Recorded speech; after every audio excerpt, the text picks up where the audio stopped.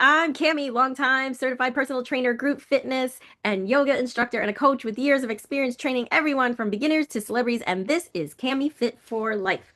This is your space for real fitness. And guess what? We have a wonderful co-host today, Miss Kim Knauf, who is back. I'm so excited. And this episode, we are talking about Kim is bringing her wonderful, brilliant knowledge about protein, creatine, pre-workout, BCAAs, and so much more. But before we get into it, just a little bit of a disclaimer. This episode is based on our personal experience and research. It is not medical, legal, or professional advice.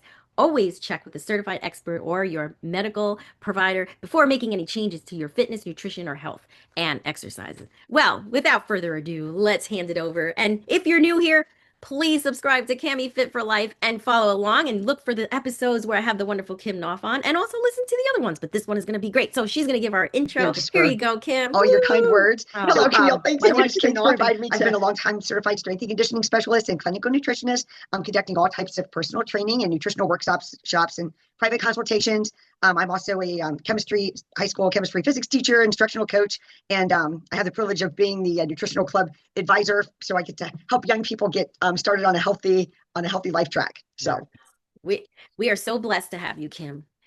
And I'm so excited about this episode. Oh my gosh. Protein's a hot topic, Camille. Right? Even Starbucks has added protein to their foam drinks and to their lattes and so forth. Yes. So wow. All right. Well, Kim, tell us about protein and your thoughts on this.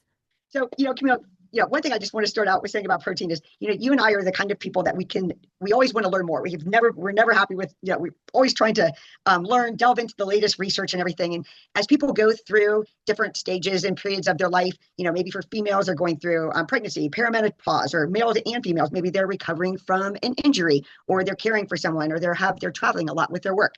And as we go through those life stages in different periods of time, we have to adjust our dietary needs, we have to adjust our exercise schedules, and we kind of have to go, through the ebb and flow of life and make adjustments as we move along. And you and I both know that one diet never fits all, but there is one thing that has always remained the same, and that's the importance of protein, quality protein in our diets, because protein is so important. It does so many things in our bodies. Yes, that's true.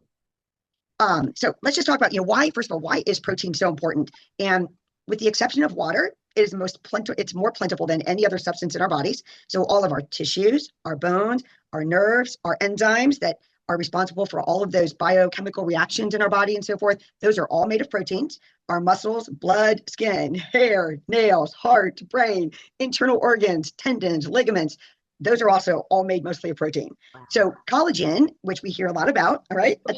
I know, for skin, hair, nails. So that's a special type of protein, and it's important for skin, hair health, but also, most importantly, our tendons, our ligaments, and our joints. Yeah. All of those connective tissues that keep us moving and moving without pain. So, right. So collagen, and there are several types of collagen, but collagen is a type of protein that's also really important. And then for the athlete, protein helps muscles to recover. It helps to repair muscles, reduces muscle soreness, helps to maintain lean muscle tissue. Protein is also a key to our immune system, helps to form new blood cells, just in repair and and build all of our body's tissues and muscles. So it's just a very, very important component in our diet each and every day. Yeah, and we're not getting enough of it either. No, we're not getting enough. So one of the most common questions is, how much do people need every day? And so there's a lot of there's been a ton of research on this, and I'm always delving into the latest, but they realize that the RDA standards don't come anywhere near close. In other words, a lot of the studies that they originally used to determine the RDAs, they no longer use. And now they've started to use what are called isotope tracers to figure out how much protein that people need each and every day. So a rule of thumb is anywhere from 0.8 to 1.2 grams per pound of desired body weight.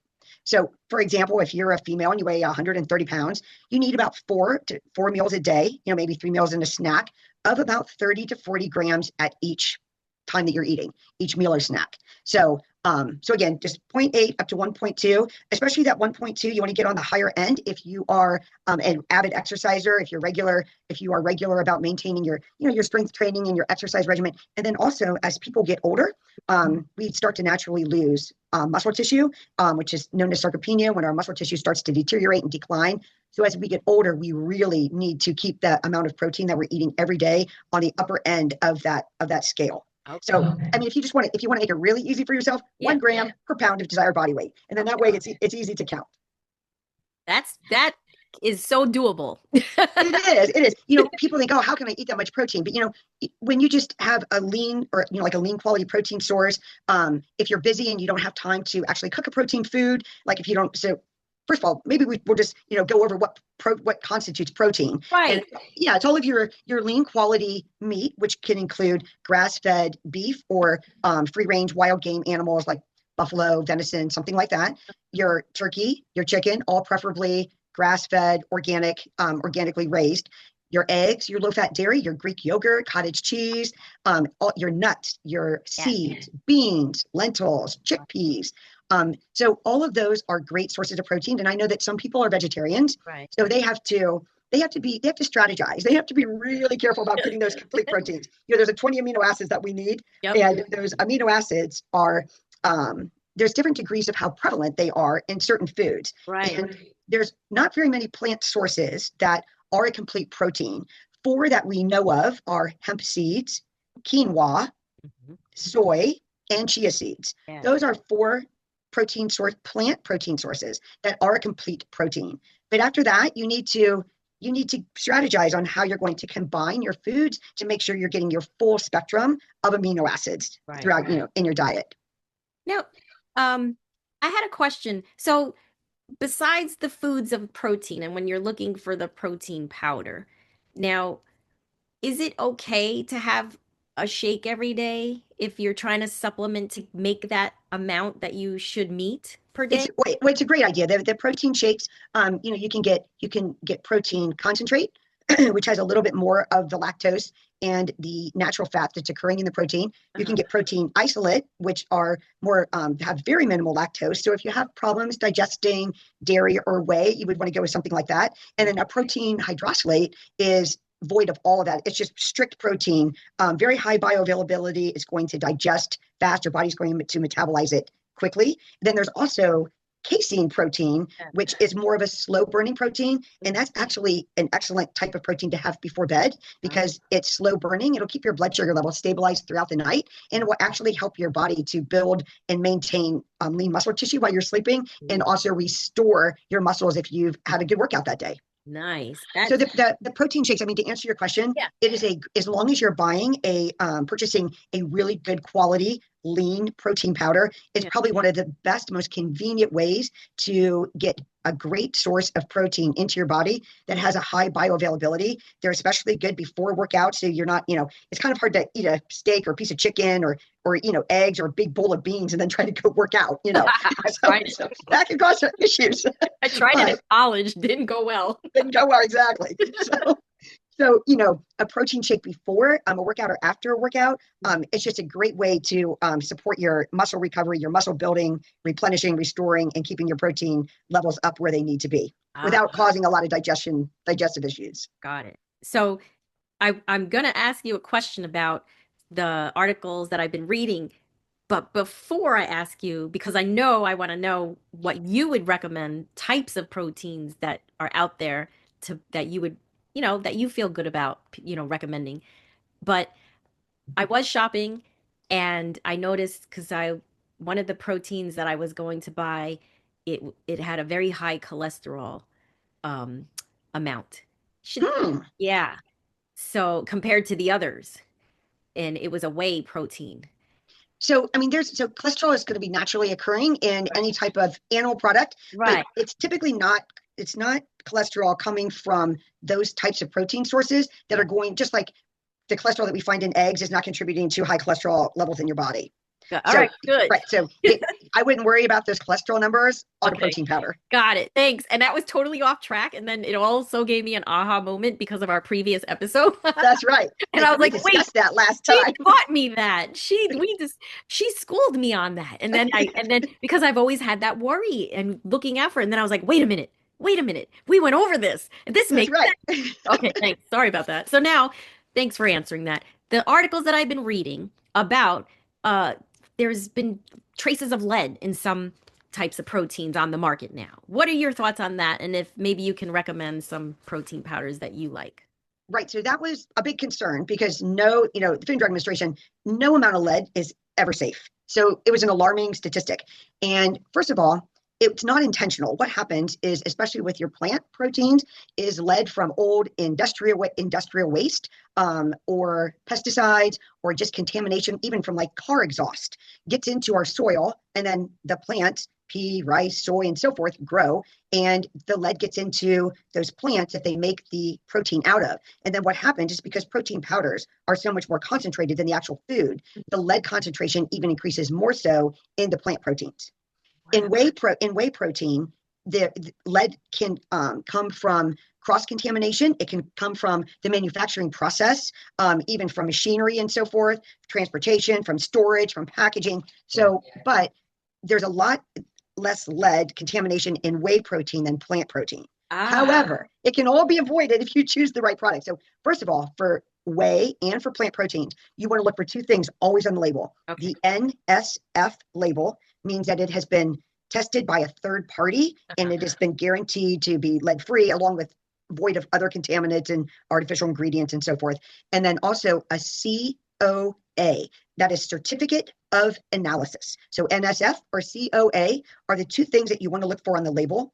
Some reputable companies that I am a big fan of and would highly recommend that have, all of the products go through third-party testing. They have the NSF label, they have the COA label. Paleo Valley is one of my absolute favorites. The company was founded by Dr. Autumn Smith, just amazing. And if you go onto the website, just the way that the manufacturing and the care that goes in to how they source and produce their ingredients. They also not only have whey protein that has colostrum and collagen in it, but they also have bone broth protein and just wonderful recipes on their website. So I can't say enough about that company. And then how do you spell paleo, like a paleo diet? Yep, Paleo Valley. Valley. Okay, awesome. Paleo Valley. One of my favorites. And then I've been using their products for years, actually. Thorne is another excellent company. Okay. And Optimum Nutrition actually has all of those certifications. They're a little bit more price friendly, right? Oh, okay. And also you can usually find Optimum Nutrition at your, I think you might even be able to find it at Walmart, but a lot of times you can find it at places like Sam's or Costco, the Vitamin Shop, and so forth. Nice. Thorne, you can also find, you can order online from Thorne. Amazon carries Thorne. Vitamin Shop carries some of the Thorne products, I believe. Oh, okay. This is great. I'm putting these in.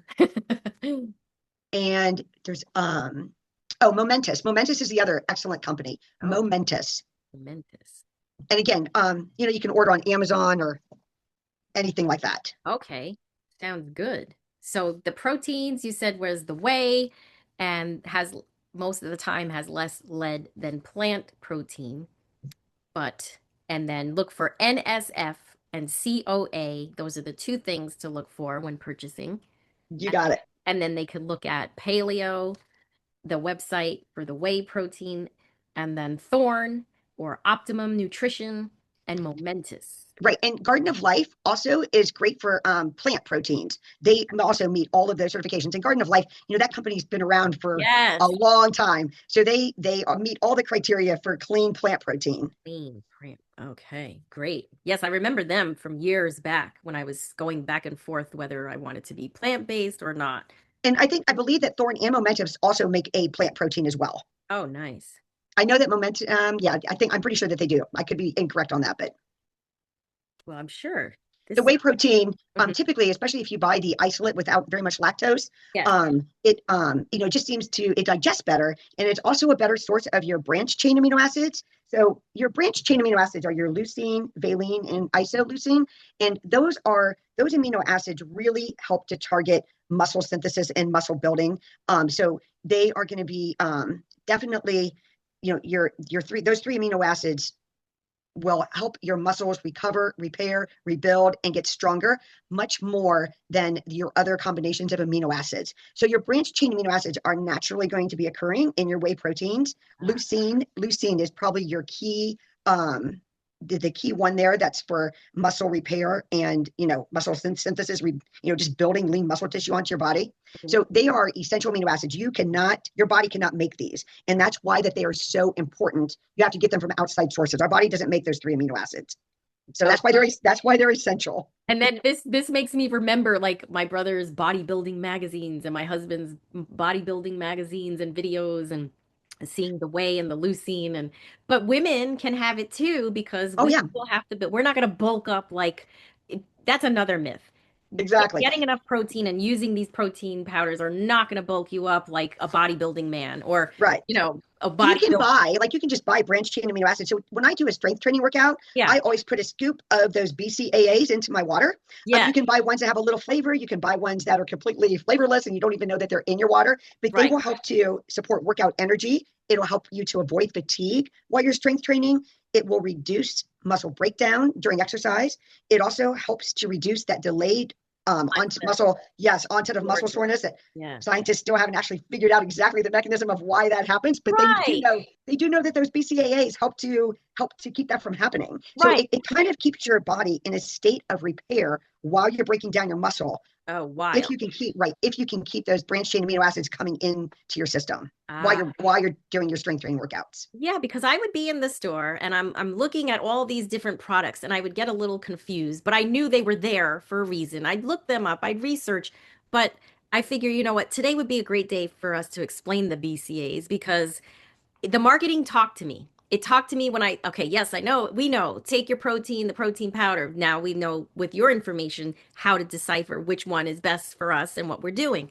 And then while I'm at the store, I see the pre-workout, I see the creatine, and then I see the BCAs. And the biggest thing that the words that jumped out at me was muscle recovery. So, of course, Right. It stimulates muscle protein synthesis and helps the muscles recover.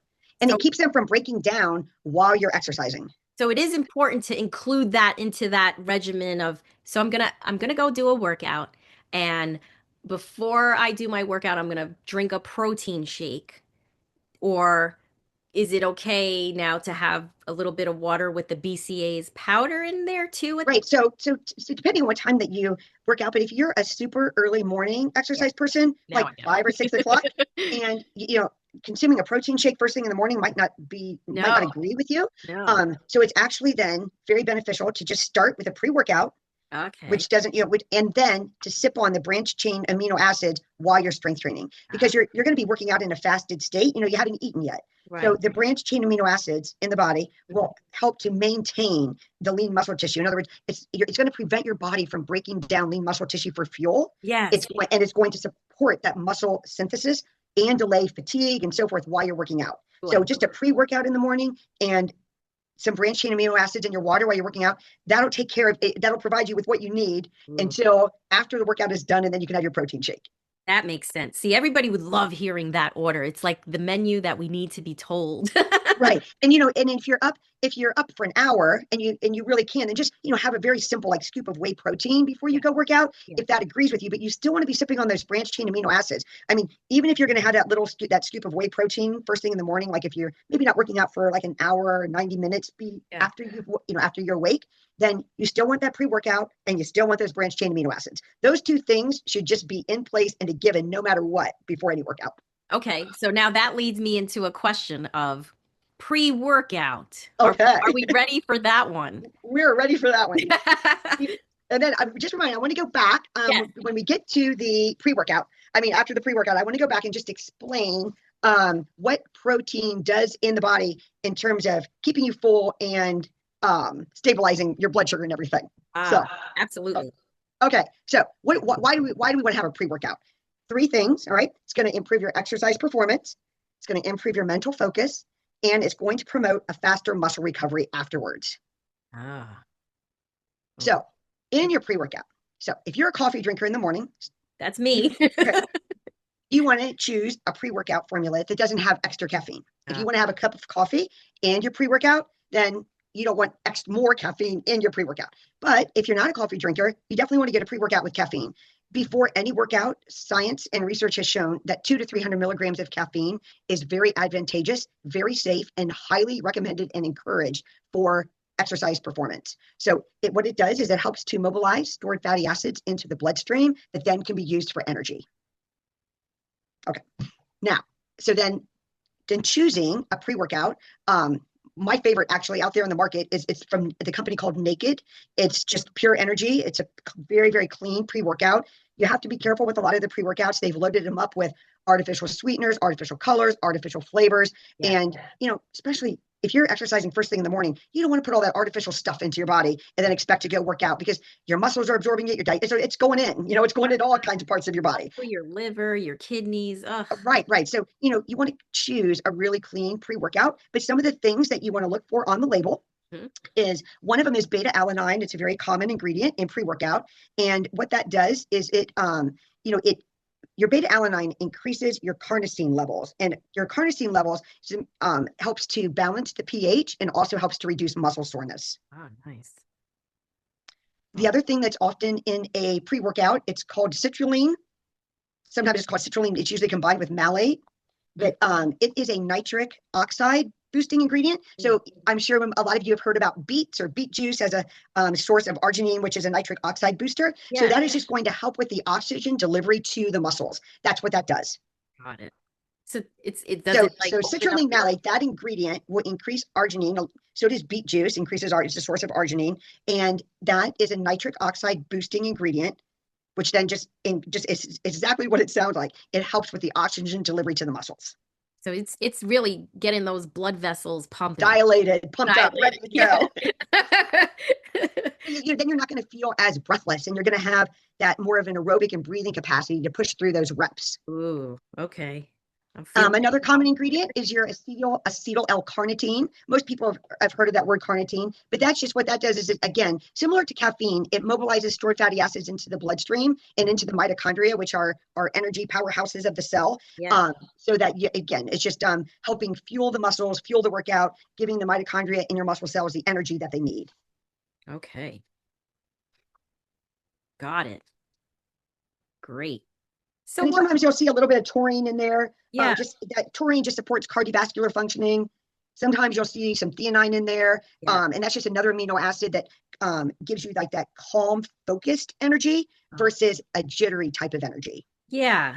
So that's when you had mentioned earlier, I am. Like it's smart caffeine, in other words. Right. I am a coffee drinker.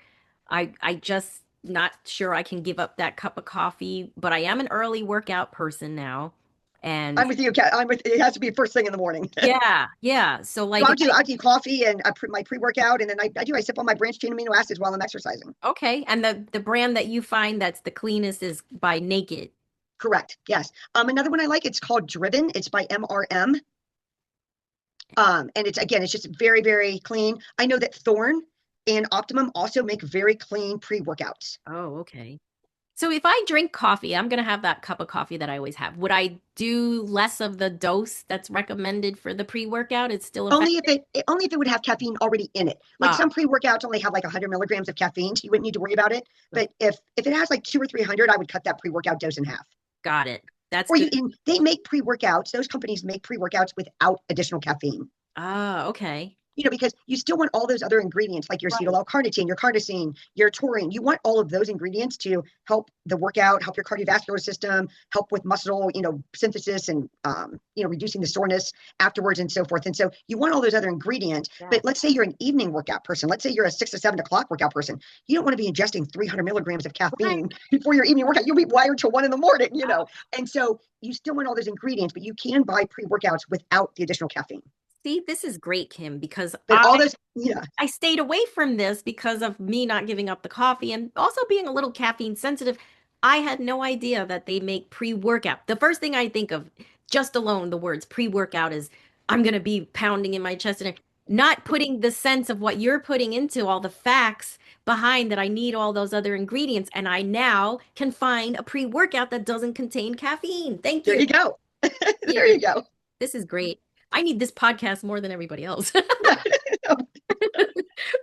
back to the one thing I wanted to mention, protein what protein does. First of all, when we eat carbohydrates, our body has to, it doesn't matter if it's a piece of broccoli or if it's a banana or if it's a bowl of pasta.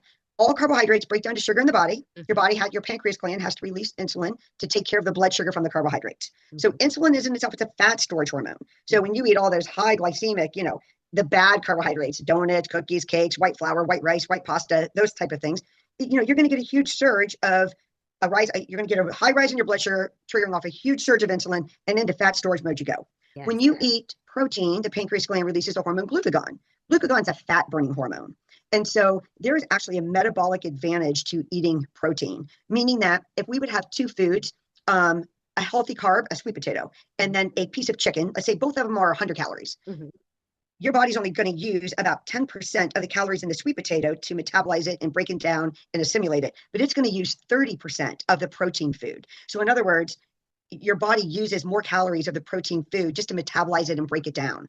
It also stabilizes your blood sugar. So protein has a satiety factor. It helps to reduce your cravings because it's keeping your blood sugar level stabilized, which means that you have better ability to focus through the day. You have stabilized energy levels, keeps you going strong. You're not going to get those highs and lows, energy levels, mood swings throughout the day. When you have the crashes, when you have that steady dose of 30 to 40 grams of protein coming in at every meal or snack.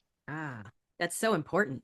Oh, it is. It is. So, it's just, and I just always tell people, when you start a meal or a snack, get those 30 grams of protein in and fiber, look at your plate and then fill in with the healthy carbs and the healthy fats after you have that main protein source. Got it. Put the berries in the smoothie or add the nuts or, whatever, the fruit to your Greek yogurt, or add the crackers and the greens to the cottage cheese. Put the sweet potato and the wild rice next to your piece of salmon or your steak or your fish, type of thing. So always just make sure that protein's there. So that's like in the sense of keeping the main focus, the key to all of this meal every day, all meals, is the protein. Start with the protein. Start with the protein. Like if you're getting dressed and you're putting an outfit together, right? You're basing your colors. Well, the protein is the main focus. Exactly. Just like we said at the beginning, next to water, protein is the most prevalent, necessary macronutrient in our body, and it composes literally everything. Enzymes, hormones, muscles, tissues, organs, everything else. I love it. I'm going to get a t-shirt. And we need, yeah, right. Well, go ahead. T-shirt that says next to water, it's protein. That's right. Sorry. Please continue. All right. What were you going to mention?